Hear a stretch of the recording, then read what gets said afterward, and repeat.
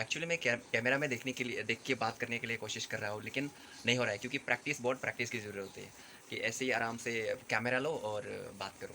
Support करते रहो क्योंकि मेरा भी एक बहुत बड़ा विज़न एंड मिशन है कि मेरे यूट्यूब चैनल के ज़रिए मैं बहुत कुछ करना चाहता हूँ, लेकिन इसके लिए मेरे को बहुत सारा सब्सक्राइबर चाहिए और तो मोनेटाइज़ की बात को छोड़ो, मोनेटाइजेशन होगा वो बात की बात है, लेकिन मैं लेना चाहता हूँ जो अभी भी बहुत हिडन है और हमारी जगह पे नहीं है। इसकी वजह से मैं बहुत दुखी हूँ। तो हमारा ये छोटा जगह है, छोटा जगह का इंटरव्यू लेने के लिए हमारे यहाँ पे मीडिया नहीं है और बहुत सारे ऐसे खबरें होती है, छुपी होती है, तो मीडिया तक नहीं पहुँचते हैं। पता है हमें, हमारे पास सोशल मीडिया है लेकिन एक अच्छे एंकर नहीं है। एंकरिंग बहुत ज़रूरी है ताकि उनकी बात को समझ सकें।